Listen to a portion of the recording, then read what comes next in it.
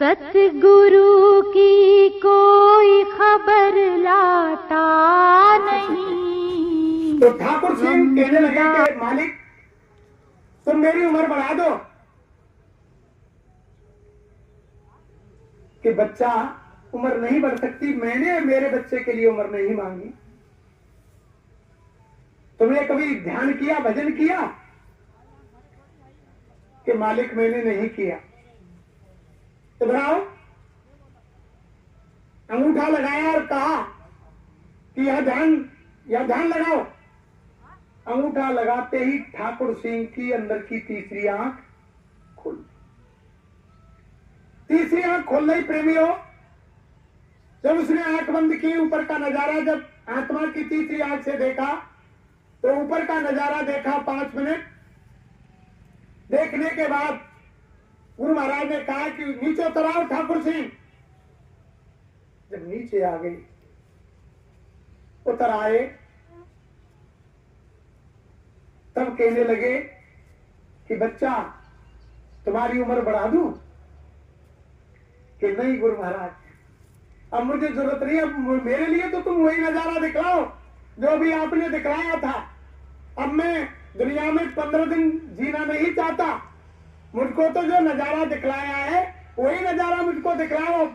मुझे यहाँ रहने की जरूरत नहीं है।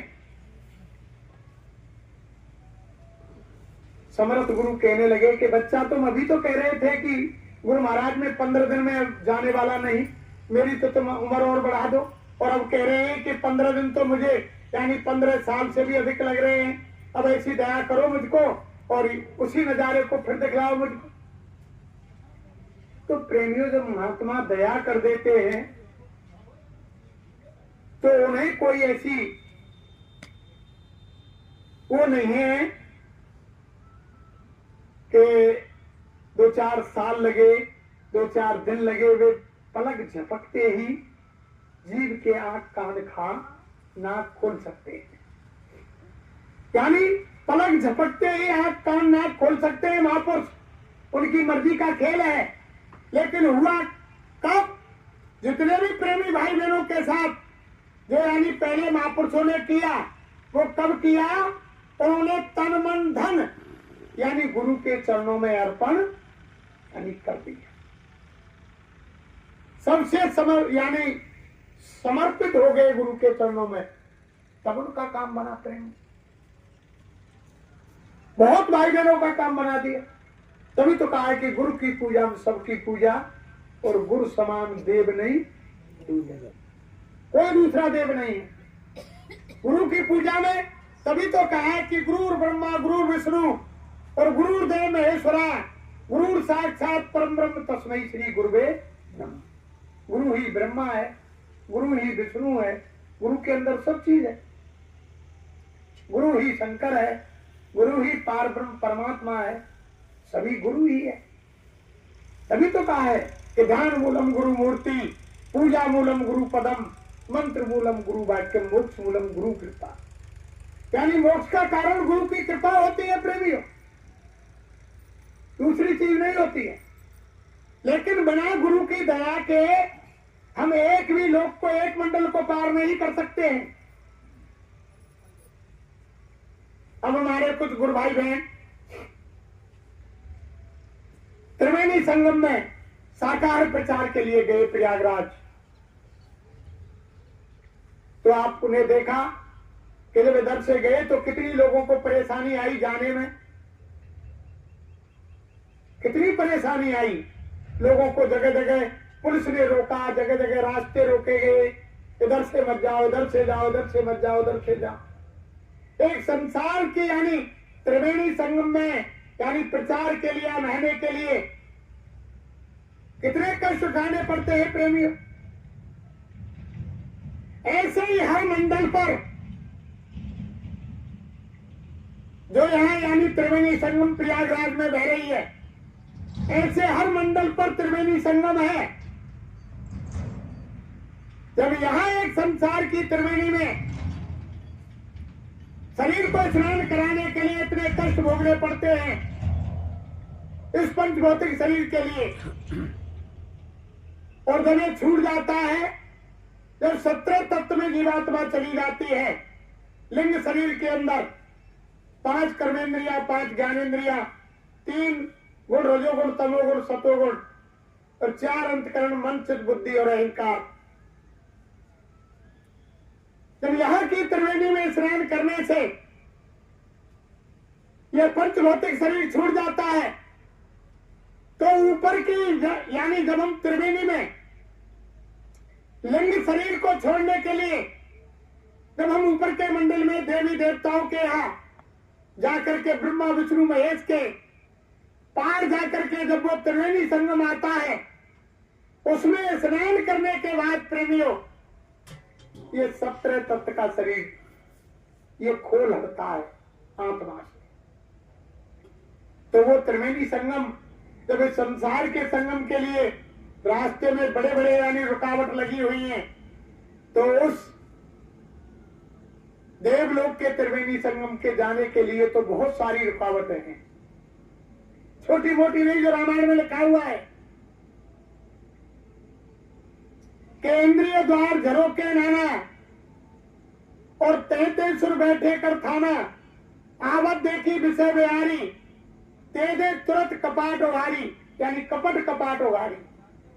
हर यानी चौकी पर वो काल भगवान ने देवी देवता लगा रखे हैं। और जब भी हमारे मन के अंदर जब हम साधना करेंगे प्रेमियों,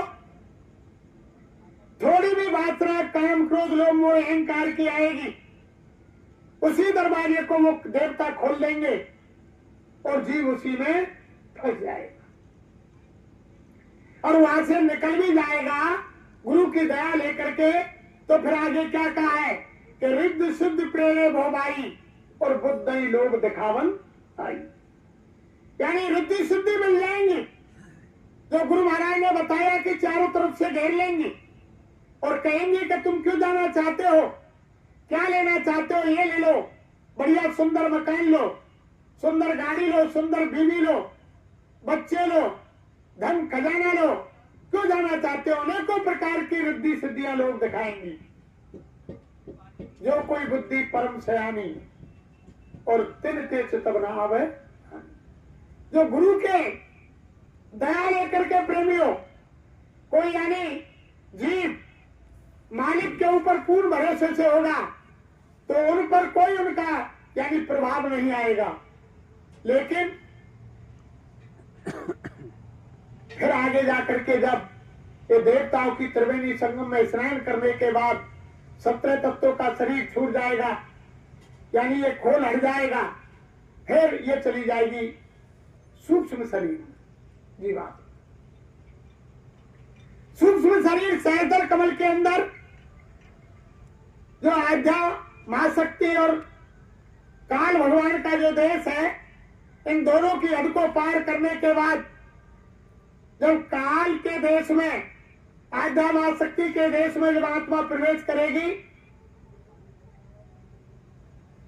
छोरन ग्रंथ जान खगराया और विघ्न अनेक करे तब माया। जब किसी महात्मा से हमने छोरन ग्रंथि का जो यानी ये जीवात्मा बंधी हुई है उसको छुड़ाने की युक्ति ली और माया ने देखा कि यहां से निकलना चाहते हैं, तब रामायण में गोसाई महाराज ने लिखा है कि छोरन ग्रंथ जान खगराया विघ्न अनेक करे तब माया। छोरन ग्रंथ पाव जब कोई तब ये जीव कृतार्थ, यानी छोरन ग्रंथि का जो रास्ता यानी जो काम क्रोध लोभ मोह अहंकार इसमें जीवात्मा बंधी हुई है, 4 शरीरों में बंधी हुई है, इसकी युक्ति जब महात्माओं से लेंगे तो वो माया देखेगी कि ये तो निकल के जा रहा है।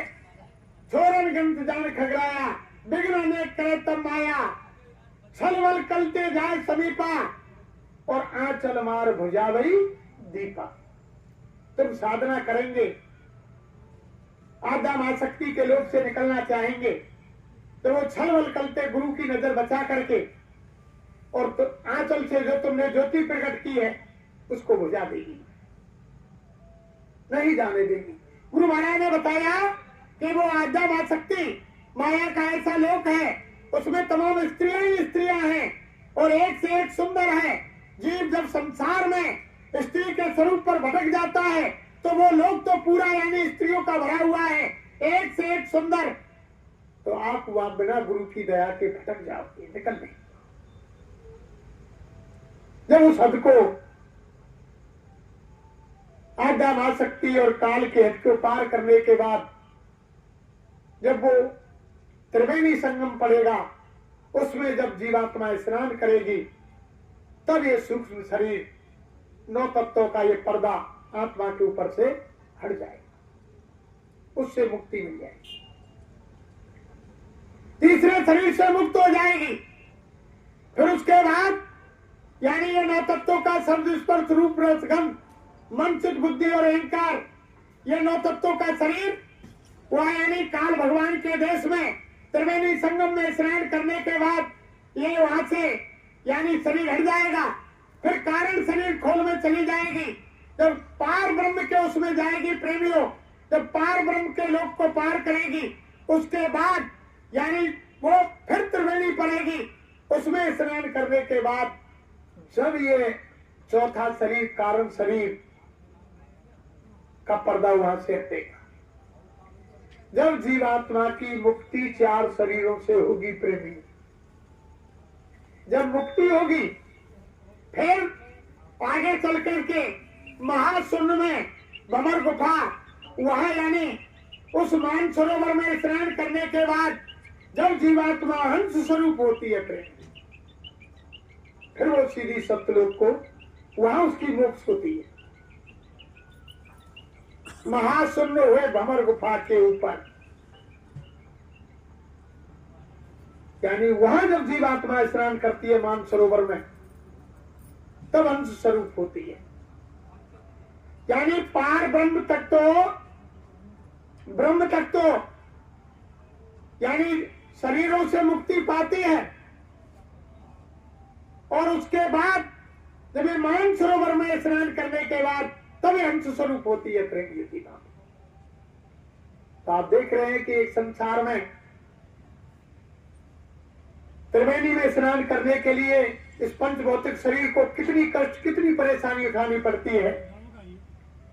और जब वो देवलोक काल लोक ब्रह्म लोक 3 जगह जब वो त्रिवेणी संगम पड़ेगा, उसमें स्नान करने के बाद ही आत्मा 4 शरीरों से मुक्त होगी। जब मुक्ति होगी और उसके बाद मान सरोवर में स्नान करने के बाद जब मोक्ष को प्राप्त होगी, फिर इसका जन्म मरण का चक्कर छूट जाए। उससे पहले अगर ये किसी भी स्थान पर रुक गई, वहां से बदल करके फिर वापस संसार में आ जाएगी। लेकिन दया इनकी है प्रेम, जब तक इनकी दया पूरी नहीं होगी तब तक काम नहीं बनेगा। अगर आपने गुरु को राजी कर लिया तो काम बन जाएगा। गुरु से सच्चा प्रेम हो गया तो काम बन जाएगा। तभी तो कहा है, उस स्वामी जी महाराज प्रार्थना बोलते हैं कि गुरु का ध्यान कर प्यारे, बिना इसके नहीं छूटे। नाम के रंग में रंग जा मिले तो धाम नहीं। मान दो बात ये मेरी, करो मत और कुछ यत्न। गुरु से प्रीत कर पहले और बहुरगत शब्द को सुन।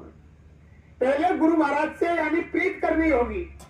सबसे पहली बात तो यह है प्रेमियों, जब तक इनसे सच्चा प्रेम आपका हमारा नहीं होगा, इनसे सच्ची प्रीति नहीं होगी, तब तक काम नहीं होगा। जब गुरु से सच्ची प्रीति हो जाएगी, उसके बाद ध्यान भजन सुमरन ऑटोमेटिक बन जाएगा। अभी हम सच्चा प्यार ही नहीं कर पा रहे हैं। अभी हम ये नहीं समझ पा रहे हैं कि गुरु महाराज यानी मनुष्य हैं या अनामी धाम से आए हुए हैं। अभी हमारे भाई बहनों में यही शंका भरी हुई है। बहुत से यानी जीवित संगत में आ रहे हैं, गुरु महाराज को मानते हैं कि हैं, और फिर भी कुछ शंका ये करते हैं कि यार गुरु महाराज चले गए, कि हैं कोई समझ में नहीं आ रहा है, कुछ समझ में नहीं आ रहा है लोगों की। अभी लोगों की शंका ही नहीं निकल रही। अरे गुरु महाराज तो यहां धरती पर जितने भी महापुरुष आए, अनामी धाम से चल करके आए, वो तो केवल उनका शरीर दिखाने का था।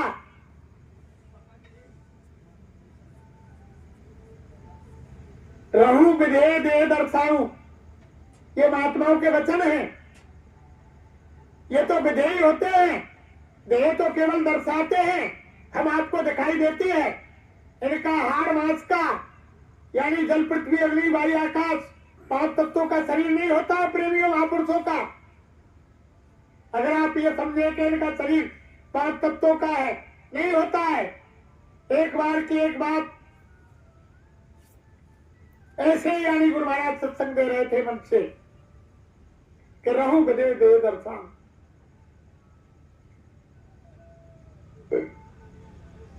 कि मेरे देह नहीं, महापुरुषों के देह नहीं होती है। गुरु महाराज ने कहा कि महापुरुषों की देह नहीं होती है, वो तो केवल देह दर्शाते हैं और आप ये समझते हैं कि देह इनके। जब सत्संग समाप्त हुआ, स्वयं महाराज कुटिया में गए। जैसे हमारी बहन जी बैठी है, ऐसे एक बहन के मन में शंका आई कि गुरु महाराज कह रहे हैं कि मैं विधेय हूं, देह दर्शाता हूं, और हमें सामने दिखाई दे रहे हैं कि स्वयं महाराज का शरीर है। जाकर के स्वयं महाराज से भिड़ गए कि स्वयं महाराज आप कहते हैं कि मैं विधेय हूं और हमें आप दिख रहे हैं कि आपकी देह है, ऐसा ही शरीर आपका है, ऐसा ही हमारा है, और आप कहते हैं कि मेरे देह नहीं है, मैं तो दर्शाता हूं। स्वयं महाराज खड़े हो गए। स्वयं महाराज बोले, अरे बच्ची हमारे नजदीक आओ, हमारी कौरिया भरो, तुम्हें मालूम हो जाएगा कि देह है या नहीं। जैसे ही बहन जी ने गुरु महाराज की यानी कौरिया भरी, हाथ सिमट करके वापस आ गए। गुरु महाराज कौरिया में नहीं आए, वही खड़े दिखाई दिए। 2-3 बार किया, तब उन बहन जी की समझ में बैठी कि महात्माओं की देह नहीं होती है, वो तो देह केवल दर्शाते हैं हमारे तुम्हारे लिए। उनका हाड़ मांस का शरीर नहीं होता। इसलिए तो प्रेमी तमाम धोखा खा गए, महापुरुषों की बातों पर धोखा खा गए, नहीं पहचान पाए। और स्वामी जी महाराज बार बार स्वयं अपने प्रमाण ना दे करके और महात्माओं के प्रमाण देते, गोसाई महाराज का प्रमाण देते। क्यों देते? हम आपको विश्वास जताने के लिए कि गोसाई महाराज ने ऐसा किया, और यानी 25 साल की उम्र में उन्होंने पा लिया, हृदय ने ऐसा किया, और सैनी करिया जैनी वो उनके पास आई, उन्होंने ऐसा किया। सब उनके इतिहास बताते थे और सब खेल गुरु महाराज के थे। भाई गोस्वामी जी के रूप में तो यही स्वामी महाराज आए, हाथरस वाले स्वामी जी महाराज, उनके रूप में यही आए। 3 बार उसी नाम से गुरु महाराज धरती पर आ लिए, एक ही नाम से। अब भी गुरु महाराज के शरीर का वही नाम है। रामचरितमानस लिखने वाले गोसाई महाराज, उनके शरीर का भी वही नाम था। हाथरस वाले यानी स्वामी जी महाराज थे, उनका जिन्होंने घटरामाल लिखी, उनका भी वही नाम था उनके शरीर का,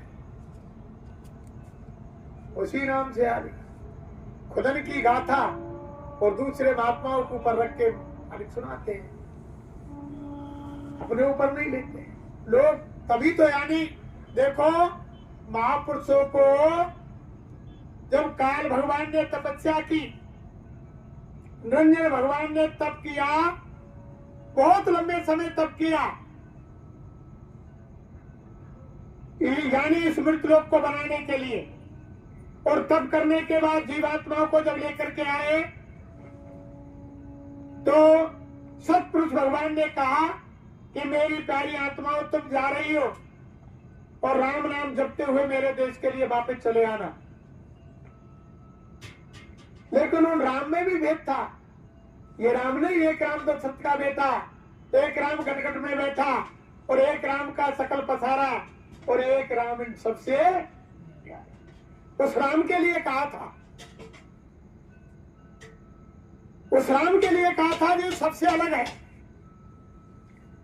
लेकिन संसार वाले धोखा खा गए, वो समझ गए कि इन राम को कह रहे हैं। जब उन्होंने कहा तो काल भगवान ने कहा कि महाराज तुम इन जीवात्माओं को वापस बुला रहे हैं तो मेरा तो राज खाली हो जाएगा, मैं फिर राज किस पर करूंगा। तो महाराज एक वरदान मुझको दो कि जब भी तुम धरती पर तुम्हारी प्यारी जीवात्माओं को लेने के लिए आएंगे तो धरती पर कोई भी चमत्कार नहीं दिखलाओगे। काल ने बंधन में बांध लिया इनको कि धरती पर आएंगे जब कोई चमत्कार नहीं दिखलाएंगे, और जब भी तुम धरती पर आएंगे तो किसी जीव से जबरदस्ती नहीं करेंगे, और जब तुम धरती पर आएंगे मेरे कर्म का कर्जा मैं ब्याज के पाई पाई चुका करके जब तुम्हारे जीव को तुम्हारे धाम लाए। काल ने बंधन में बांध लिया। और फिर एक वरदान तो काल ने ऐसा मांगा, अटपटाई अजूबा। फिर क्या कहा कि महाराज एक वरदान और मुझको दो कि जब तुम धरती पर आओगे तो मेरे काल के जीव भी तुम्हारे आजू बाजू रहेंगे,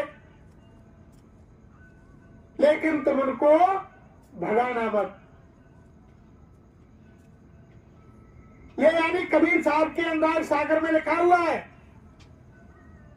जब अनामी धाम से एक शक्ति धरती पर आती है तो 11 काल की शक्ति काल भगवान स्वयं ऐसे ही भेजता है।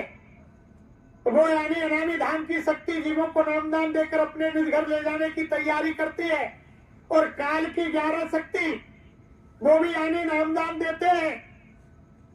वो उनको फंसाने का काम करते हैं कि यहां से निकल नहीं पावे, उनका काम फंसाने का होता है।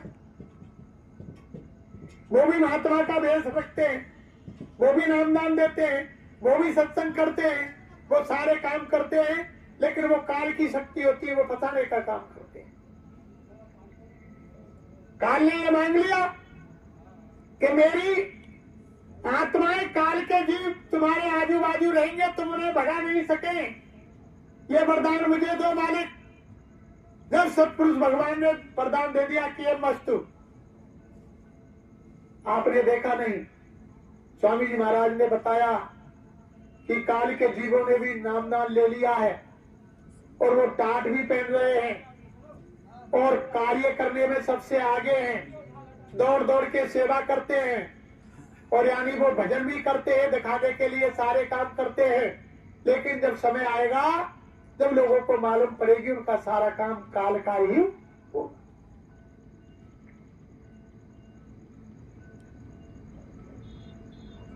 तो गुरु महाराज ने तभी तो कहा था, ऐसे ही थोड़ी कह दिया, अरे बच्चे बच्चियों अगर तुमको कलयुग देखना है तो यहाँ आश्रम पर आकर देखो घोर कलयुग। स्वामी महाराज बोले अगर तुमको घोर कलयुग देखना है तो आश्रम पर आकर देखो। कोई ना कोई बात थी तभी तो गुरु महाराज ने कहा था, ऐसे ही थोड़ी कह दिया, ऐसे ही थोड़ी कह दिया स्वामी महाराज ने। महापुरुष एक एक शब्द, एक एक वचन उनका आकाश होता है, ऐसे नहीं बोल देते हैं गुरु महाराज, लेकिन हम आप नहीं समझ पाए।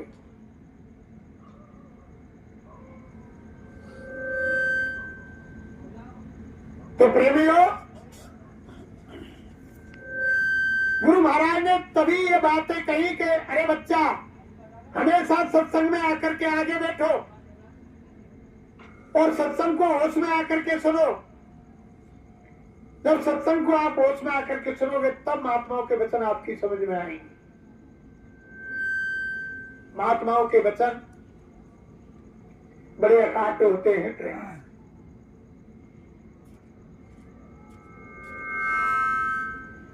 देखो, अगर आपने एक भी वचन पर इनके पर विश्वास कर लिया, बहुत से यानी पहले समय में, अरे एक बात मुझे याद आती है साक्षात ही, एक बहन जी सत्संग में जाती थी और उनके यानी पतिदेव संसारिक पति शाकाहारी नहीं थे, और वो हर बार जब सत्संग में जाते तब अपने पति देव से कहती कि स्वामी चलो, माँ बाबा का सत्संग है, बाकी देख लेंगे, ला कभी चलेंगे।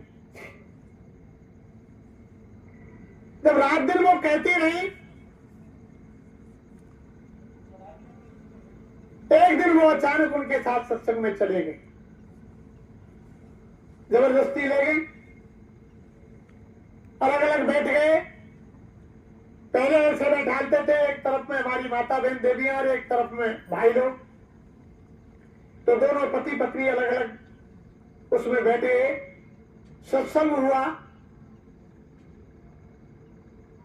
सत्संग के बाद नामदान हुआ। अब वो उनके पति देव थे, उन्होंने 1-2 मिनट सत्संग सुना और झट वो आराम से सो गए। जब सो गए, जब गुरु महाराज ने नामदान देने के बाद स्वामी महाराज कहते थे ना, अरे बच्चे खड़े हो जाओ, तो एकदम सब खड़े हुए, जोर से आवाज आई, जब बार होश आयो जगो, जबकि वो खड़ो है। वो अब खड़ो है वो, स्वामी महाराज बोले, अरे बच्चा पीछे मुड़ जाओ। सब संगत पीछे मुड़ गई, पीछे मुड़ गई कि चलो अपनी अपनी रावटियों की तरफ। जैसे ही चलने लगे, गुरु महाराज बोले, अरे बच्चा रुक जाओ। सब रुक गए। फिर स्वामी महाराज बोले, अरे बच्चा हमारी तरफ घूमो। जब ऐसे कर रहे थे तो बाने जानी के ई नामदान है, जो बाबा दे रो सत्संग खत्म है, वो अभी नामदान ही चल लो। बाहर हो सही ना, वो नामदान निकल लिया कि खड़े हो जाओ, पीछे घूम जाओ, अपने डेरान की तरफ चल दो, कि रुक जाओ, मेरी तरफ मुड़ जाओ। अब जब सत्संग समाप्त है वो, और जब चलवे लगे, डेरा में पहुंच गए दोनों पति पत्नी, मान के ले लियो नामदान। मान के सत्संग में तो नींद आ गई, पर वो नामदान जब स्वामी जी ने कह रहे कि खड़े हो जाओ, पीछे को मुड़ जाओ, डेरान की तरफ चल दो, वो तो मैंने सुनो। अरे मान की तुम ना सुनो, वो तो लास्ट की बात है, नामदान तो तुम कहते निकले। अब वो बोलो के अरे मेरे तो ये नामदान है। अब वो 4 बजे सुबह ही और जग के खाट में रजाई ओढ़ के बैठ जाओ, जाड़े के दिन आए तो जब आइए जपो के खड़े हो जाओ, और फिर को पीछे को मुड़ जाओ, चल पड़ो अपने डेरान की तरफ, कि रुक जाओ, मेरी तरफ घूमो। अब ऐसे ही वो खाट में बैठ के भजन कर रहा। 4 बजे जब भजन कर रहा तो चोर है का जडवा के बैल वैसन में खोल में आई, मकान में दीवार तोड़ दी, नौरे में जा बंद रहे, और दीवार तोड़ के और बैलन में खोलवे की तैयारी है रही, वैसन में खोलवे की। जब तक जटवा को टेम है वो भजन को 4 बज गए, तब वो रजाई में बैठ के उधर केवे लगे के खड़े हो जाओ। अब नौर के बैलन में खोल ले चोर, बालिके क्या डोकरा दिख गए भाई, जब वे खड़े है चोर जब खड़े है के पीछे घूम जाओ। वो बैठे बैठे खाट में कह रहा पीछे घूम जाओ, अभी चल पड़ो अपने अपने डेरान को। अनके डोकरा अंदाज लको लड़ा सर्विस करो, निकल जाओ तुम ऐसे। फिर मान के रुक जाओ, मेरी तरफ घूमो। अब जब घुमाए चट में आके मत मान के बाबा भाई हम पे तो गलती है गई, मान की तुम कौन, हम चोर हैं कि बाबा तू अंदाज रखो, हम तो आंख मार कह रहे कि बाबा अंदाज रखो बेहतर में खोल गए को कि मैं तो मेरा भजन कर रहा हूं। जब मैंने मन में विचार किया कि बाबा के एक शब्द में मैं नामदान ना लियो ना सत्संग सुनो, बाबा जी के लास्ट के शब्द मैंने पकड़े बिनते मेरे भैंस और बैल बच गए, तो महात्मा के नामदान में और सत्संग में कितनी शक्ति है, तब उनकी समझ में आया। तो महापुरुषों के एक एक वचन में प्रेमियों बड़ी ताकत है इनके वचन में। छोटी मोटी ताकत नहीं, बहुत बड़ी ताकत है।